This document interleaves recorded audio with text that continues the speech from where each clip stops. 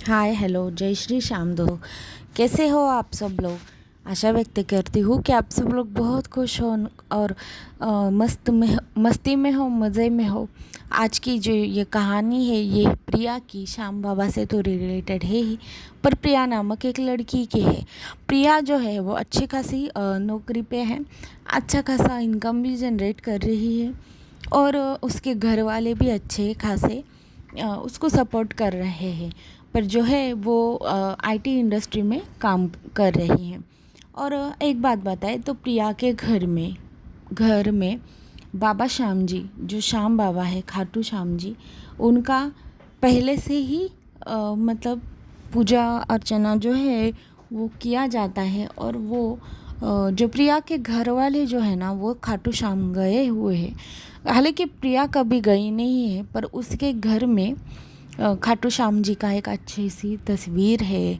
और वो जो उसके घर में दीपक लगाया जाता है, उनकी पूजा आरती सब होती है। प्रिया को भी उसका महत्व है भगवान की पूजा वगैरह करने का।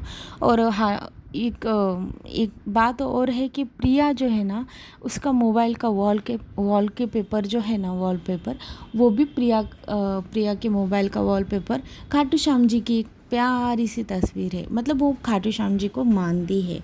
पर प्रिया जो है ना उसको मतलब ऐसा नहीं है कि हाँ बाबा, जो ज़िंदगी अभी रोज़ की जो चल रही है उसमें वो हर बार खाटू श्याम जी का नाम लेती है, ऐसा नहीं है। जब उसके मन में आए तब वो खाटू श्याम जी का नाम लेती है। और उसकी ज़िंदगी इतनी अच्छी है कि मतलब उसे इतना टाइम ही नहीं है पूजा पाठ वगैरह का, क्योंकि वो बिज़ी है। और अक्सर है ना, बिज़ी रहना भी कोई गलत बात नहीं है। अगर हम काम में रहेंगे, हम बिज़ी रहेंगे, तो कोई भी हमें मतलब जो शैतानी विचार है हमारे माइंड में नहीं आएगा। इसके लिए बिज़ी रहना अच्छा है। वो तो आईटी इंडस्ट्री में है ही और बिज़ी भी बहुत ज़्यादा रहती है।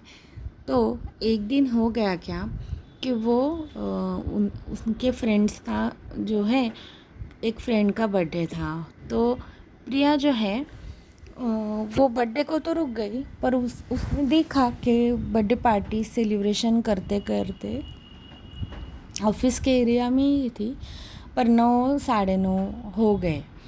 अगर उसको घर जाना है तो 10 बजे के बाद थोड़ा सा सिचुएशन ऐसा है कि अगर आप समझ सकते हो कि मुंबई में रहती है वो, और थोड़ा सा 10 बजे के बाद फिर वहाँ से उसका घर अगर देखा जाए तो फिर थोड़ा दूर भी था।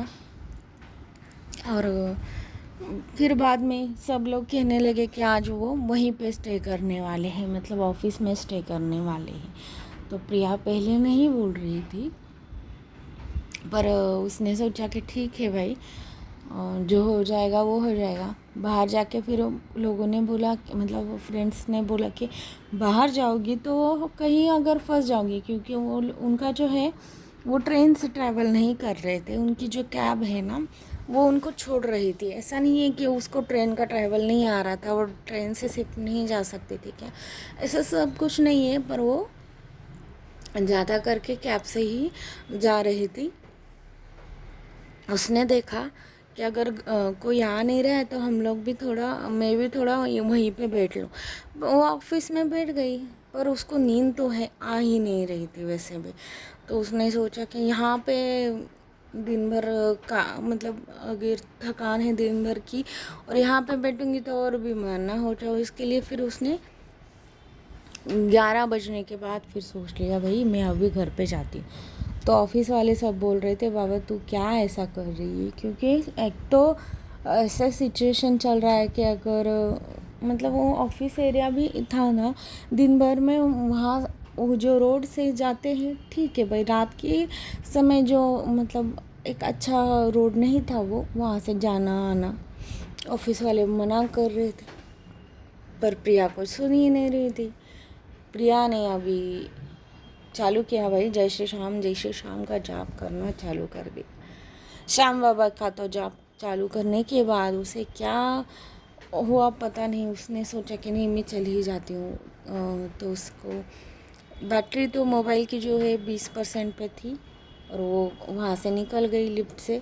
कैब भी की, कैब वाले ने जो है उसे छोड़ा, मतलब छोड़ा तो कैसे छोड़ा, कैब वाले ने तो एक जगह पे उसको छोड़ दिया, पर वो भी बीच बीच रास्ते में उसने थोड़ा सा डाइवर्ट कर लिया था।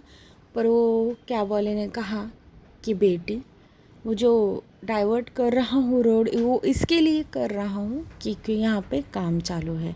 अगर उसने बेटी कहा तो उसका भी थोड़ा प्रिया का भी मन थोड़ा शांत हो गया। उसने बाबा श्याम जी को तो कहा था, भाई मुझे घर पे अभी तू ही पहुँचा देंगे, भाई जो कहा है श्याम बाबा को।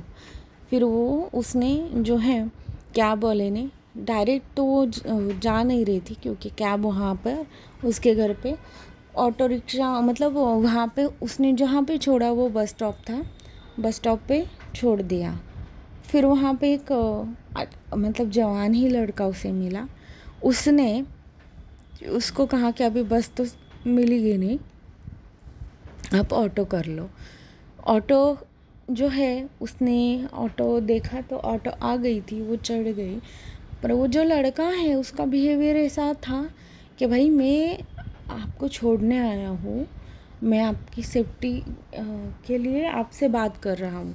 उसे उस टाइम पे कुछ समझ में नहीं आया और उसने प्रिया को अचानक से बोल दिया लड़के ने कि दीदी आप अच्छे से घर पे जाओ। वो प्रिया जो है वो थोड़ा शॉक हो गई कि वो दीदी क्यों कह रहा है मुझे। हाँ, उसका दीदी कहना भी तो ज़रूरी था क्योंकि आजकल जो है रिक्शा, ऑटो, कहीं से भी हम लोग मुंबई में या कहीं पे भी ट्रैवल करें, थोड़ा अपना सेफ्टी सिक्योरिटी भी लड़कियों को देखना बहुत ज़्यादा ज़रूरी है। रात के टाइम पे तो काफ़ी ज़रूरी रहता है। इसलिए फिर उसने कहा कि मैं जो मेरे फ्रेंड्स है और मैं जो आ रहा हूँ वो नेक्स्ट ऑटो में आ रहा हूँ, तो आप कोई चिंता मत करो। ये इसके लिए कहा कि वो जो है ऑटो ड्राइवर उनको ऐसे ना लगे कि मैं अकेली लड़की को लेके जा रहा हूँ, और अकेली लड़की जो है वो हर किसी की ज़िम्मेदारी होती है। और ऑटो ड्राइवर ने भी फिर ऑटो चालू कर दी और उसके मतलब जो है वो ऐसा बोलते ना अपना अपना इलाका आ गया, उसके इलाके में वो आ गए। उसके इलाके में आने के बाद उन्होंने कहा कि वहाँ पे भी ऐसी सिचुएशन हो गई थी कि रोड बंद किया था, उसको घूम के आना था और बैटरी जो है मोबाइल की वो 2% पे आ गई थी, मोबाइल स्विच होने पे था। फिर उसने ऑटो वाले को कहा कि आप यहीं पे रुका दो और मैं जाती हूँ, ऑटो के पैसे दे दिए और वो निकल पड़ी। अचानक से पीछे से एक काठी लेके कोई आ रहा है इस और ज़ोर ज़ोर से चल रहा है, ऐसी आवाज़ आ रही थी। तो उसने पीछे देखा तो एक वृद्ध जो है वो चल रहे थे। उन्होंने कहा कि बेटा यहाँ पे कुछ घर का मतलब यहाँ पे कुछ रोड का काम चल रहा है, मुझे पता है तू कहाँ पे रहती है और मैं तेरे पापा का अच्छा दोस्त हूँ। तो उसने फिर भी प्रिया का मन थोड़ा घबरा रहा था। वो जो वृद्ध है उन्होंने कहा कि आ जाओ उस रास्ते से जहाँ, क्योंकि वहाँ पे कुत्ते कुछ मतलब रात के टाइम पे रहते ही हैं हर एक कॉलोनी में वगैरह। तो प्रिया को उन्होंने कहा कि भाई तू मेरे पीछे पीछे आ जा। पर प्रिया ये देख के शॉक हो गई क्योंकि वो वृद्ध तो लग रहे थे पर उनकी जो चाल है वो वृद्ध जैसे नहीं थी, वो ज़रा अलग ही थी। और उन्होंने उसको सेफली घर घर जो है वो ड्रॉप कर दिया। अगर वो तीनों का भी देखे लाइफ में 3 इंसान उसको मिल गए जो उन्होंने उसको सेफली ड्रॉप कर दिया। और बाणधारी जो बोलते हैं हम लोग, तीनों बाणधारी, तो लाइफ में उसको ये उस दिन ऐसे पता चला कि 3 बाणधारी ही उसकी से रक्षा करने आए थे। अगर उसने उस टाइम पे देखा कि अपने घर की बेल दबा दी और पापा ने ही दरवाज़ा खोला। पापा ने कहा इतनी रात हो गई, तो उसने देखा, हाँ पापा सॉरी ऐसा सब कुछ है, उसने बोला। और पापा ये आपके फ्रेंड आए थे। कौन से फ्रेंड? फ्रेंड तो कोई दिख ही नहीं रहा था। ऐसा अचानक कैसे हो गया? वो तो अंकल बूढ़े थे, पर वो चल तो रहे थे फास्ट, पर इतनी जल्दी कैसे चले गए? अच्छा कुछ नहीं भाई, तू अंदर चली आ जा, कोई टेंशन मत ले। पर वो जो प्रिया हैं वो सोचती रह गई भाई, 3 बाणधारी जो है 3 लोगों के रूप में उसे मदद करने आ गए।